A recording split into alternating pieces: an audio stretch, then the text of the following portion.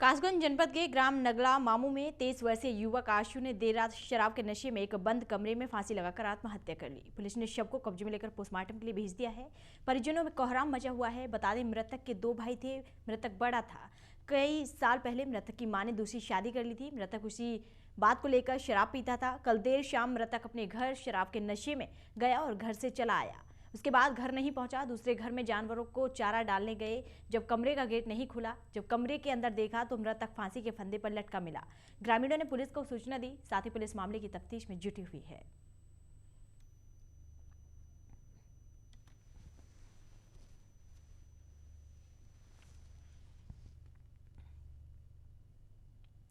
पूरे विश्व को मैत्री, करुणा और शांति का संदेश देने वाले भगवान बुद्ध की महापरिनिर्वाण स्थली कुशीनगर की धरती पर विदेशी संस्कृतियों की झलक देखने को मिली। माघी पूर्णिमा के अवसर पर तथागत भगवान बुद्ध की पवित्र धातु की शोभा यात्रा का अवसर था।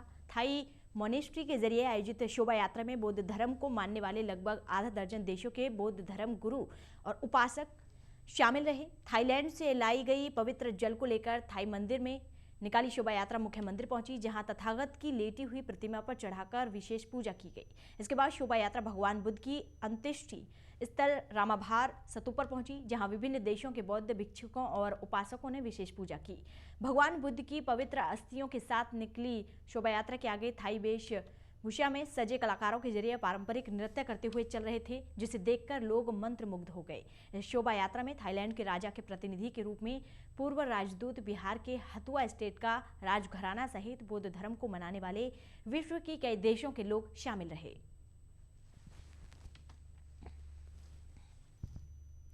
यूपी के पीलीभीत में उस वक्त हड़कंप मच गया जब गांव में स्थित एक मजार के अंदर संदिग्ध अवस्था में युवक का शव मिला। दरअसल पूरा मामला थाना बिलसंडा के गांव चरखोले का है, जहां आज सुबह ग्रामीणों ने मजार के पास कमरे में युवक का संदिग्ध हालत में शव देखा। आनन फानन में इसकी सूचना ग्रामीणों ने बिलसंडा पुलिस को दी। ग्रामीणों की सूचना पर पहुंची पुलिस ने शव को पहचाना।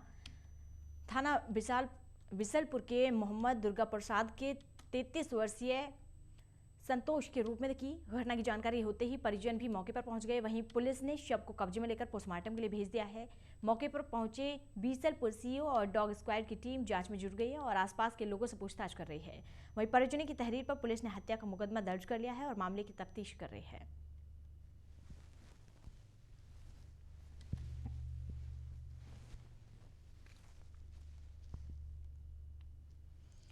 बिजनौर के थाना धामपुर के यूको बैंक के एटीएम मशीन से बदमाशों के जरिए मशीन तोड़कर चोरी करने का प्रयास किया गया था, जिसकी वारदात एटीएम के बाहर लगे कैमरों में कैद हो गई थी। जिसके बाद पुलिस ने सीसीटीवी फुटेज के आधार पर बदमाशों की शिनाख्त कर आज गिरफ्तार कर लिया है।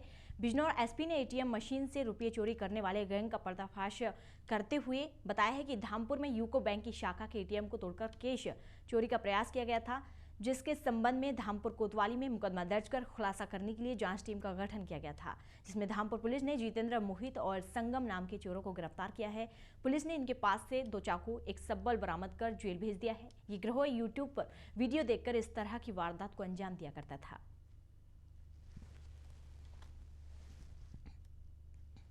यूपी के हमीरपुर जिले में 1 सप्ताह पहले हुई कालका मंदिर में देवी के छत्र चोरी का आज पुलिस ने खुलासा किया है, जिसमें सीसीटीवी कैमरे में चोरी की वारदात के आधार पर चोर को माल सहित बरामद कर लिया है।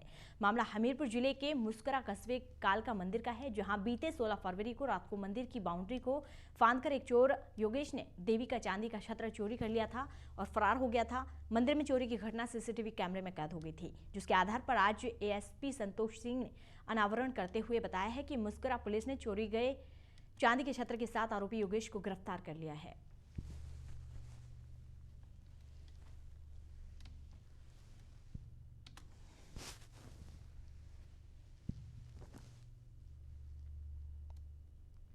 खबर इटावा से, आखिर संविधान के लेखक पर क्यों नहीं नजर पड़ी। नेताओं की लोकनाथपुर गांव में कई सालों से डॉक्टर भीमराव अंबेडकर की मूर्ति का दाहिना हाथ टूटा पड़ा है। गांव में जहां मूर्ति का स्थान है, वहां से आए दिन जिले के अधिकारी और नेताओं का निकलना होता है, लेकिन फिर भी बाबा साहेब की टूटी मूर्ति को नजरअंदाज किया गया। गांव के लोगों का कहना है कि कई बार प्रशासनिक अधिकारियों को लिखित पत्र देकर अवगत कराया गया, लेकिन फिर भी मामले को संज्ञान में नहीं लिया गया। लगभग 22 सालों से डॉक्टर भीमराव की मूर्ति टूटी पड़ी है। जहां देश में संविधान के लेखक का अपमान हो तो देश की जनता का क्या हाल होगा।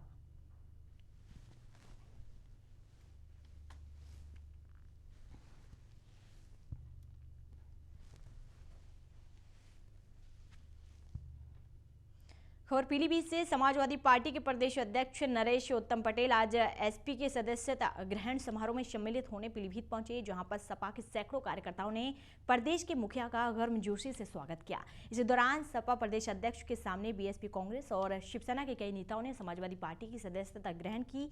वहीं बीएसपी से 2 पूर्व जिला अध्यक्ष और एक जॉइंट कोऑर्डिनेटर सहित कई बीएसपी के पदाधिकारियों ने सपा की सदस्यता ग्रहण की। प्रेस वार्ता के दौरान प्रदेश अध्यक्ष नरेश उत्तम पटेल ने कहा है कि एनआरसी और सीए जन विरोधी कानून है। सरकार बेरोजगारी, महंगाई और भ्रष्टाचार से ध्यान हटाने के लिए इस पर चर्चा कर रही है।